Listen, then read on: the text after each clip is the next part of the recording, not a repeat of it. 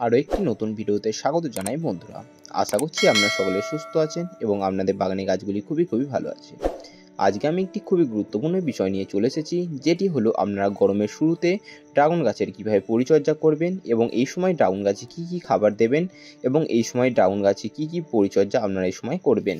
এই ভিডিওটিতে আমি যে সমস্ত খাবার তৈরি করে আমি আপনাদেরকে দেখাবো এবং যে পরিচর্যাগুলি আমি আপনাদেরকে করে দেখাবো, সেগুলি যদি আপনারা গাছে প্রয়োগ করেন বা সেইভাবে যদি আপনারা গাছের পরিচর্যা করেন, আপনাদের গাছে আসবে গরমের শুরুতেই প্রচুর ফুল এবং গাছে আসবে প্রচুর ফল। দেখুন বন্ধুরা, আমার এই গাছটির গ্রোথ কত সুন্দর হয়েছে। এটি হলো আমার মাত্র 8 মাসের গাছ। দেখুন গাছটি ফল দেওয়ার একদম উপযুক্ত হয়ে গিয়েছে। আর দেখুন ড্রাগন গাছের ডালগুলি বৃদ্ধি কত সুন্দর হচ্ছে। আপনারা চাইলে আপনাদের ছাদ বাগানের ড্রাগন গাছের ডালগুলিকে এত সুন্দর মোটা বানাতে পারেন এবং খুব সহজে আপনাদের গাছ থেকে প্রচুর ফল পেতে পারেন। এটি হলো আমার নতুন গাছ। তো এর আগের আমার পুরোনো গাছগুলি আপনারা দেখেছেন, আর সেই পুরোনো ড্রাগন গাছের গ্রোথও অনেক সুন্দর। আমার যখন ড্রাগন গাছটির বয়স ছিল 1 বছর, তার মাথায় আমি আমার ড্রাগন গাছ থেকে 15টা মতো ফল আমি হারভেস্ট করেছি। তো ভাবুন কত সুন্দরভাবে আমি আমার ড্রাগন গাছটি পরিচর্যা করেছি এবং প্রথম বছরই আমি খুবই সুন্দর ফলন আমি পেয়েছি। আপনাদের মধ্যে অনেক বন্ধুরাই কমেন্ট করছিলেন যে তাদের ড্রাগন গাছের বয়স 2-3 বছর এমনকি 5 বছর অবধি হয়ে গিয়েছে, তাতে কোনো রকম ফল ও ফুলের দেখা নেই এবং অনেকে হাল ছেড়ে দিচ্ছেন যে ভাবছেন হয়তো এই ড্রাগন গাছ থেকে আমরা একদমই ফল পাবো না বা ফল আমাদের এই গাছ থেকে খাওয়া হবে না। তো আমি যেভাবে পরিচর্যাগুলি আপনাদেরকে বলবো, সেই পরিচর্যাগুলি যদি আপনারা স্টেপ বাই স্টেপ ফলো করেন, আপনাদের কাছে অতি অবশ্যই ফল ও ফুল আসবে। তো এই ড্রাগন গাছগুলির কী পরিচর্যা করবেন, কী খাবার দেবেন, চলুন আমরা জেনে নিই। ড্রাগন গাছের প্রথম পরিচর্যাটি হলো, আমরা এই পরিচর্যাটি অনেকেই এড়িয়ে চলি, যেটি হলো গাছে তো আমরা পরিচর্যা করি কিন্তু এই কাজটি আমরা একদমই করি না, যেটি হলো গাছের গোড়ায় অনেক রকম আগাছা জন্মায় বা আগাছাগুলি অনেকটা বড় হয়ে যায়। সেই আগাছাগুলি কি করে, গাছের যে আমরা খাবার দিই সেই খাবারগুলিকে তারা খেয়ে ফেলে এবং গাছের সমস্ত জোরটিকে সেই আগাছাগুলি খেয়ে ফেলে এবং দেখবেন আগাছাগুলি দ্রুত গতিতে বেড়ে উঠছে। এই কাজটি একদমই করা চলবে না। গাছের গোড়ায় যে সমস্ত ছোট আগাছা বা ছোট ঘাসপালা আছে, সমস্তগুলিকে আমাদেরকে পরিষ্কার রাখতে হবে। পারলে আপনারা কি করবেন, ছোট করে খড় কেটে নিয়ে আপনারা গাছের গোড়াটিকে মালচিং করে দেবেন। মালচিং করলে কী হবে, গাছের গোড়াটা আপনার ময়েশ্চার বা অনেকটা স্যাঁতস্যাঁতে থাকবে, মাটিটা উর্বর থাকবে এবং গাছের গোড়ায় কোনো রকম আগাছা জন্মানোর সম্ভাবনা থাকবে না। তো দেখুন আমি আমার গাছের গোড়াটিকে মালচিং করে দিয়েছি। তো মালচিং করলে গাছের গোড়ায় একদমই আগাছা জন্মায় না। তো আমার গাছের গোড়াটা 1-2টি মতো আগাছা জন্মেছে, সেটিকে আজকে আমি তুলে ফেলে দেবো। তো আপনারাও গাছের গোড়ায় আগাছা জন্মালে সেটিকে তুলে আপনারা ফেলে দেবেন।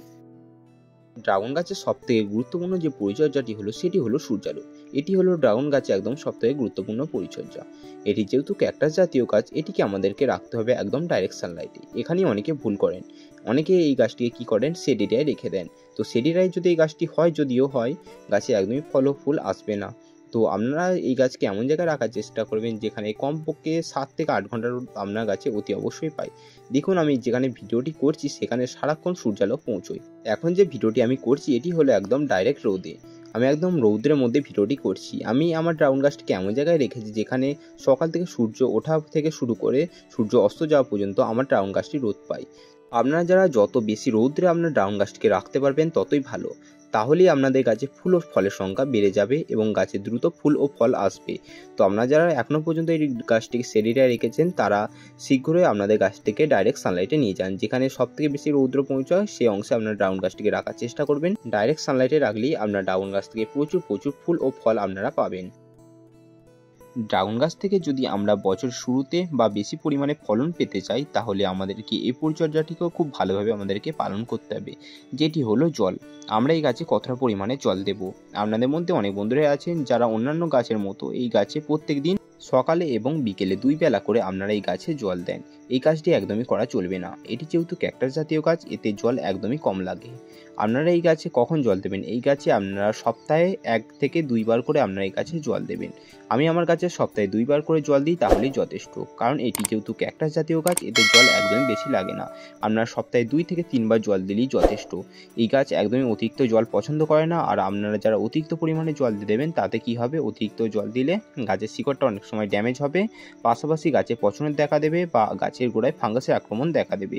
তাই আপনার গাছে যখন জল দেবেন বুঝে শুনে জল দেবেন। যখন দেখবেন গাছের গোড়া একদম শুকিয়ে গিয়েছে, তখনই আপনারা জল দেবেন, তাহলেই যথেষ্ট। আর গাছে আপনার অতিরিক্ত পরিমাণে জল দেবেন না। অতিরিক্ত জল দিলে গাছে ফুল ও ফলের সংখ্যা কমে যাবে এবং গাছে একদমই ফল আসতে চাইবে না।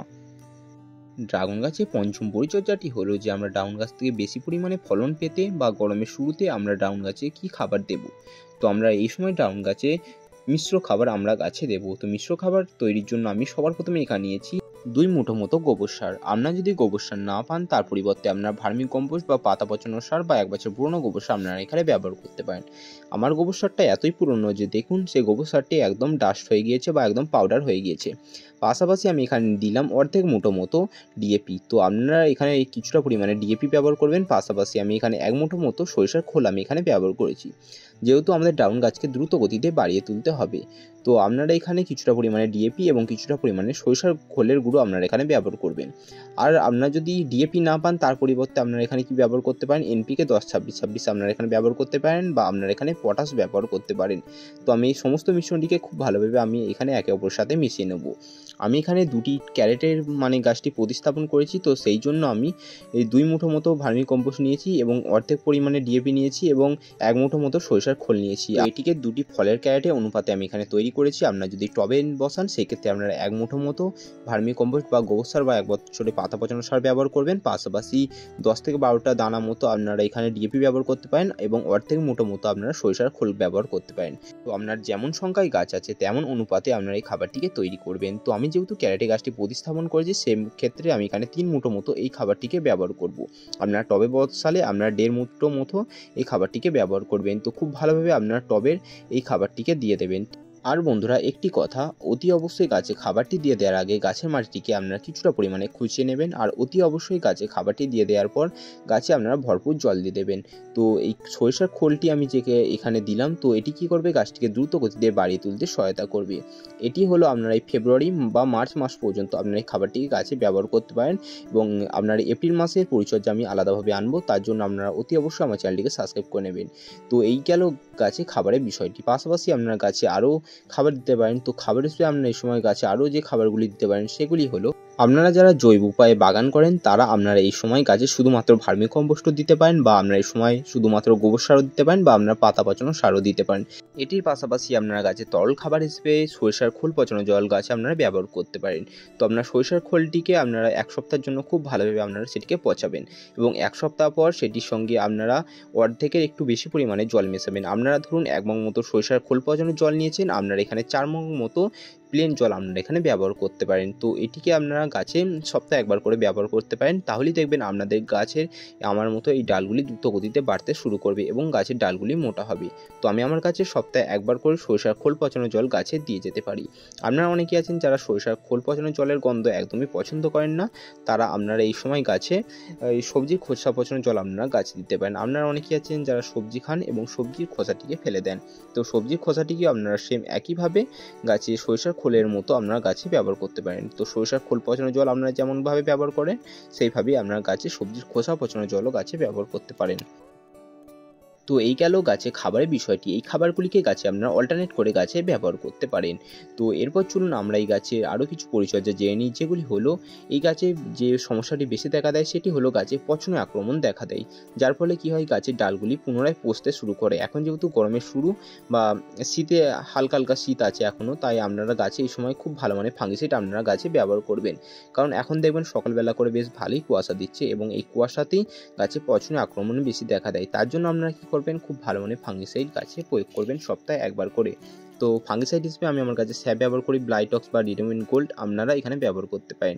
সবথেকে ভালো হয় আপনারা ব্লাইটক্স বা রিডোমিন গোল্ড ব্যবহার করলে বা স্যাপ ব্যবহার করলে আপনারা যে কোনো একটি আপনারা ব্যবহার করতে পারেন। আপনার যেটি পছন্দ সেটিকে আপনারা গাছে ব্যবহার করবেন। সপ্তাহে 1 বার করে আপনারা এই ফাঙ্গিসাইডটিকে গাছে প্রয়োগ করলে আপনার গাছে কোনো রকম ফাঙ্গাসে আক্রমণ হওয়ার সম্ভাবনা থাকবে না। তো এই গাছে ফাঙ্গাসে আক্রমণ অনেকটা বেশি হয়, তো সে কারণে এখানে ফাঙ্গিসাইড ব্যবহার করার কথা বলেছি।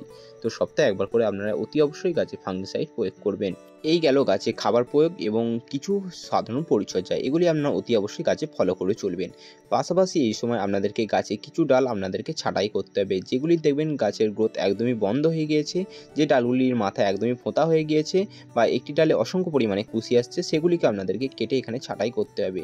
যে ডালগুলি দেখবেন কিছুটা পরিমাণে বৃদ্ধি হয়েছে এবং মাথাটি ভোঁতা হয়ে গিয়েছে, সে সমস্ত ডালগুলিকে আপনারা গাছে একদমই রাখবেন না, সেগুলিকে আপনারা সমস্ত কেটে ফেলে দেবেন, কারণ সেই সমস্ত ডাল যদি আপনার গাছে থাকে আপনারা আপনার গাছে ফল ও ফুলের সংখ্যা কমে যাবে, সেই সমস্ত ডালে একদমই ফল ও ফুল আসে না। তাই যে সমস্ত ডালে মাথা ভোঁতা হয়ে গেছে সেগুলিকে কেটে ফেলে দেবেন। পাশাপাশি যদি আপনার একটি ডালে পরস্পর 5 থেকে 6টি মতো কুশি আসে সেগুলিকে আপনারা ভেঙে দেবেন। একটি ডালে একটি মাত্র কুশি রাখবেন, বাকি যে সমস্ত কুশি আসবে সেগুলিকে আপনারা ভেঙে দেবেন। দেখুন এই ডালটির মাথা আমার ভোঁতা হয়ে গেছে, এই ডালটিকে গাছে একদমই রাখা চলবে না, এটিকে আমি এখানে কেটে ফেলে দেবো।